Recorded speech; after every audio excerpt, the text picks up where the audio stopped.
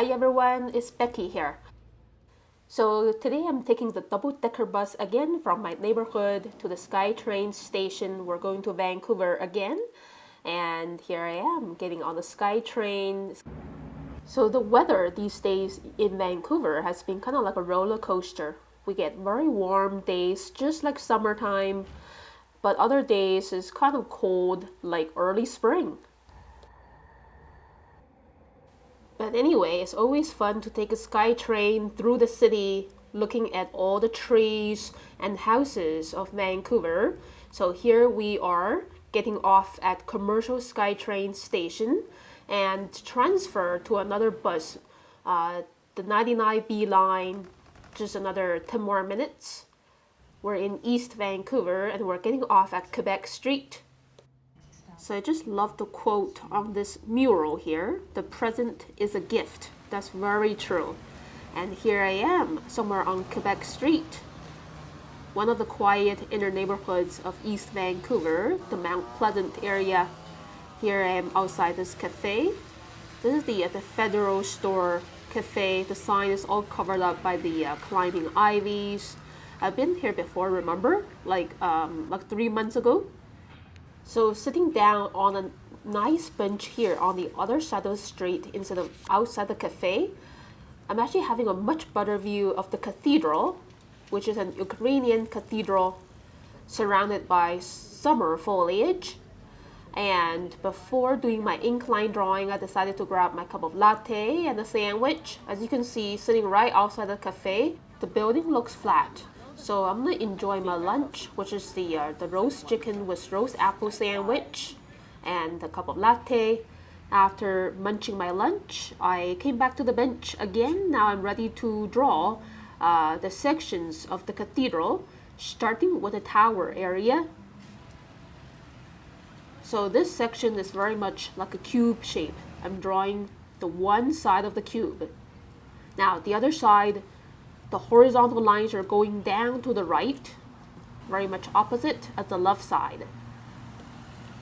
So in this video, the drawing and painting speed is going to be in real time. I just have edited into the short 24-minute video just so the whole process is more concise for you to see. And I just drew the steeple, which is a tall pyramid shape where we can see two triangles. Now I'm drawing the window frames and the small windows, on this upper level of the cathedral. Adding on these limestone bricks and the contour outline of the window frame for the lower level. Now I'm moving on to draw the next section of the cathedral, the shape of the roof. So the front is kind of like a triangular frame. The side is like a trapezoid. And here I see a little cube structure where we can see two sides of this little cube. The top is like a small pyramid. And then adding the little details on both sides of the cube structure and these floating little structures around the eave of the roof. Now I'm connecting this lower roof in between the tower and the taller roof, the gutter and the corner for that upper structure. Now I'm drawing this lamp post in front of the cathedral here and this lower roof with more floating structures and windows, simple and fun patterns to decorate, and the shape of this lower roof, which is like a different kind of trapezoid. Now I'm drawing the rooftop shingle details using these loose gentle pressured line segments for the middle roof as well. This is how I build up detail, drawing the bigger shapes, medium, and then smaller lines and shapes.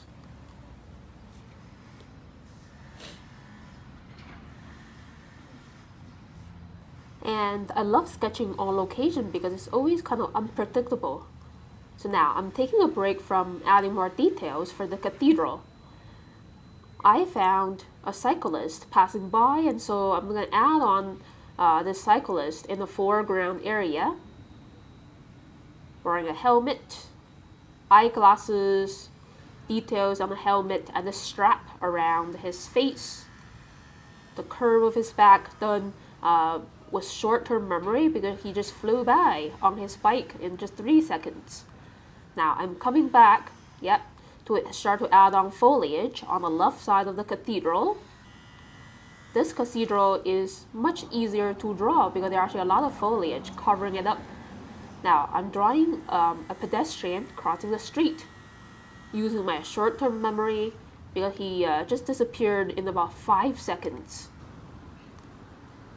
Continue to trace the contour outline of this large tree here, adding on these major branches that I spot, connecting them together into boughs and then the trunk, using these squiggly lines to define the clusters of leaves on the spherical shape of the tree's canopy, adding on some twigs sticking in and out of the leaves, and suggesting the handle of the man's bike, the upper body. And I was not able to include the bike in my sketch, and that's okay. So that's the one of the aspects about sketching on location. You don't have to be perfect. Now I'm starting to trace out more contour outlines of these trees and bushes, adding details to suggest these fluffy leaves in small spherical shapes, joining together into this large sphere of a canopy. So you have to train yourself to feel the objects in this world are all three-dimensional. And so your lines will turn out to be suggesting the three-dimensionality of the objects. Now I'm coming back to this section of the cathedral to add on some small details like the limestones framing that window there, and this large arch shape of the window, which is probably the main chanting hall of the cathedral behind. Now I'm using these loose segments of lines in the same rhythm as the rooftop shingles to suggest the brick texture on the exterior. And then quick little vertical strokes to divide the brick pieces.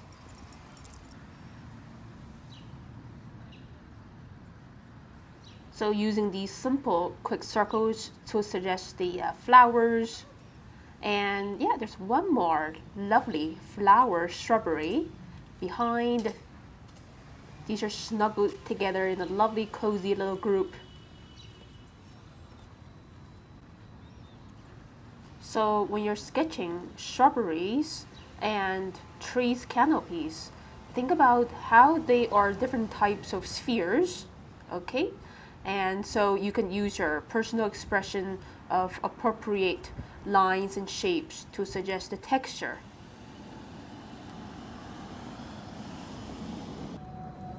Okay, so now I'm adding more windows and blinds behind these window panels. And yeah, it's a really easy pattern to add on to detailing the building. And shading some of the window panels with solid brown ink to suggest, yeah, there's really a room behind. Now I'm ready to work on the foliage on the right side of the cathedral. These trees, I think they are a bit taller. So starting with the left side of the tree, paying attention to these branches sticking out of the main spherical shape of the tree's canopy, kind of like little arms waving at us. And then a traffic sign that I think that says no parking there. And the stop sign, the post holding the signs, and then continuing to bring my line to the right side using these organic squiggles, branches, supporting the tree's canopy. And eventually all of these branches join together into the trunk and keep building up the tree's canopy's contour outline, yeah, by taking my line for a non-stop walk towards the right, using an almost a blind contour drawing way. So yeah, just using a very quick side glance to look at my lines forming on paper. Okay, so now I'm ready to add more details for the right side of the building. These slightly foreshortened windows and more limestone bricks dividing the floors and the brick texture. So when drawing these texture details, as you can see, my hand speed is much more faster using just this summarizing approach. Same for the shingles on the roof. Yeah, no hesitation, just summarize the pattern. So the little lines I'm making right now, they're suggesting the slope of the roof. Yeah, and don't forget these little spaces around the trees. That's also the outside of the building. Now adding on these smaller branches, going this way and that way, supporting all of the leaves.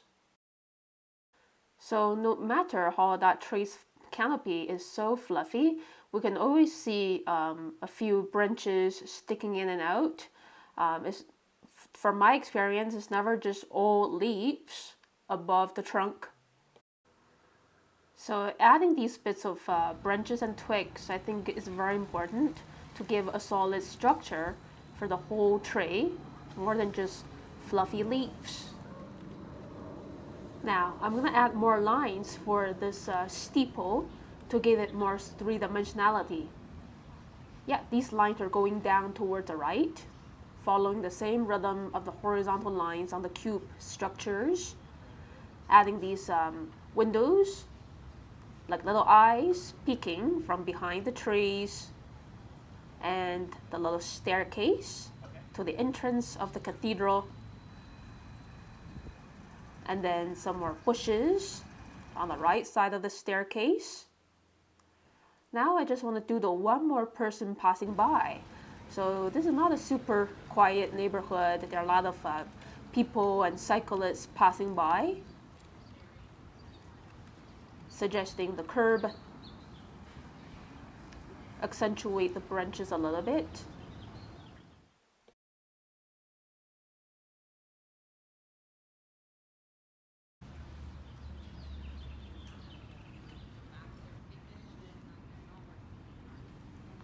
Yeah, so just spending the last couple of minutes to add some final details around these negative spaces, suggesting a bit more foliage texture. And that's it. So here's my finished line drawing. It took me about like 40 minutes to draw. Yeah, and this cafe is very popular. A lot of people sitting out there enjoying their lunches. Here I am sitting down on the bench with my finished line work. Now I'm ready to paint watercolors using my Daniel Smith's watercolors in this art toolkit mini travel palette. Starting to wet the sky with a clear water, and then staining these cloudy areas with very diluted yellow ochre to show the warmth of the sun kissing on these clouds, wet into wet. Manganese blue mixed with a little bit of cobalt blue.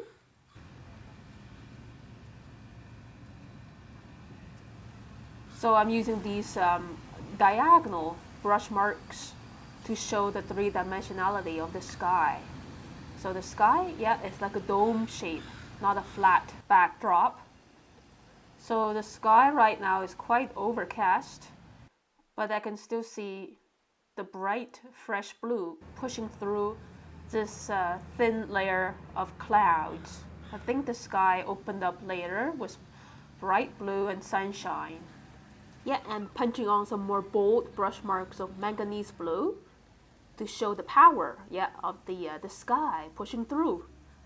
Now I'm staining everything under the sky with this pretty diluted yellow ochre. So to me, all of these objects under the sky, they have this same undertone of yellow ochre, especially on a bright, warm, sunny day. Now I'm starting to paint the first layer for the cathedral's brick areas. This is a mix of yellow ochre and a little bit of orange, more concentrated or less watery compared to the underpainting. So the right side of the tower area, it will be more shaded. So right now I'm just shading it a little bit using a little bit of burnt sienna mixed with the orange yellow. And I can never get tired of painting these old heritage buildings, especially these ones with a warm tone. Now I'm painting the first layer of these tree branches and trunks using burnt sienna and burnt umber, starting very lightly. I'm going to shade more heavily later. Okay, so now I'm ready to paint the roof, starting with burnt sienna and also grabbing a little bit of imperial purple to shade the burnt sienna a little bit for color variation. Yeah, pretty intense purple here on this side of the roof. So when painting anything, you don't have to just stick to a singular color or tone only. Always try to be a little bit elaborate. Think about what could be the shading color of that surface color. So if you observe a little bit more deeply, when brown things are shaded, they do look kind of purplish. Now I'm using the mix of cobalt blue and imperial purple to shade the right side of the steeple, and blending on some pure cobalt blue and then some pure imperial purple. So these two colors are crashing together very dramatically. So for the bright side here, I'm keeping the gray super diluted and not overshaded. Okay, now moving on to this next part. I'm ready to start the first layer of the foliage. I just mixed spring green with a little bit of yellow ochre to paint these trees. So I like to mix two colors together a lot when I'm painting anything, and I like to play with the different ratios of those two colors. As you can see here, sometimes I have a higher ratio of yellow ochre or pure yellow ochre on some of these brush marks. And now I want to shade the tree a little bit already by mixing hooker's green with a little bit of spring green for the lower 40% of the tree's canopy, wet into wet. When you're doing wet into wet, you could put the second color on top of the first color so they can merge together smoothly.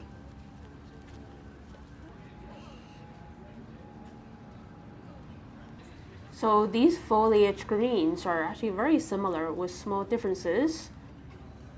And I'm continuing to play with spring green and yellow ochre. So the painting process is supposed to be very relaxing. We're just laying down these colors and just let them be blending together with the help of gravity, rather than trying to mix manually way too much. Yeah, so just finishing up the first layer of greens for these foliage, and then moving on to the second layer, starting to shade these canopies, making them look puffier. So now I'm mixing hooker's green with a little bit of burnt sienna to get this shade of green. Now I'm doing this wet on dry. The previous layer is pretty much all dried, so this shading tone is nice and strong.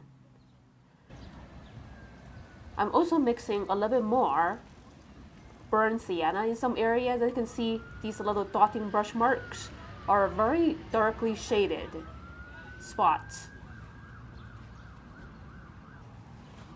Yeah, so when you look at the shaded spots on the tree, they're not the same intensity of dark greens.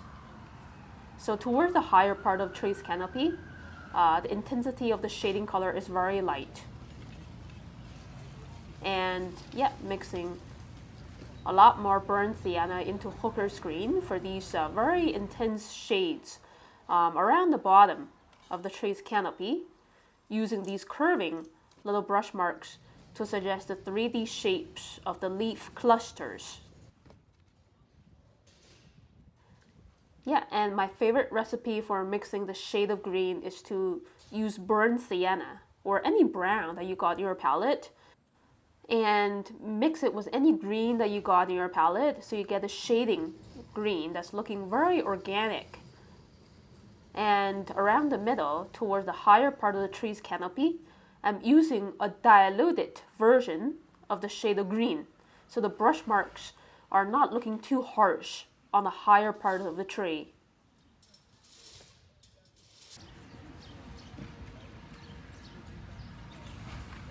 So for the lower part of the tree, the contrast is very high.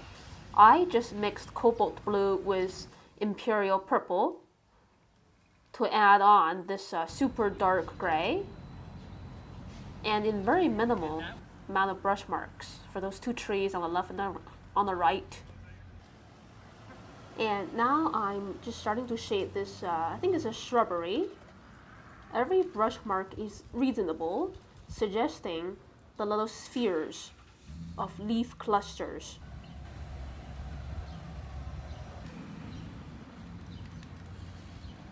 Yeah, so again, mixing a higher ratio of burnt sienna for the lower part of the canopy, but keeping the deepest shade very minimal. We don't want to overshade the trees.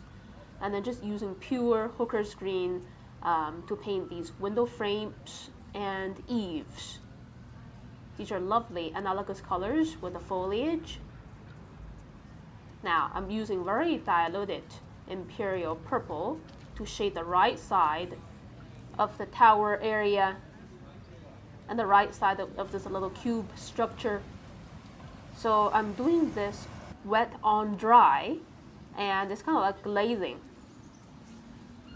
Adding some more fresh greens and shade these silvery areas using leftover cobalt blue. Using blue violet to continue to glaze on the shading color for the right side of each section.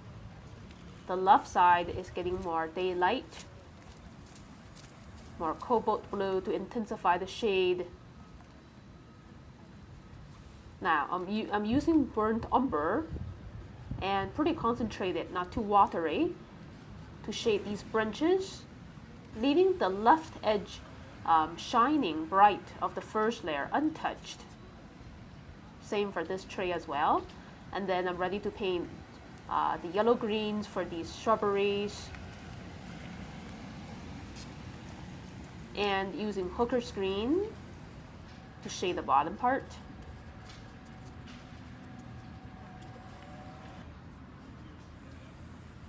So I'm going to continue to use the first layer and then the shading color system to finish painting the shrubberies below the trees. And I think a little bug really likes the colors I'm adding on. It's crawling around, sniffing the colors.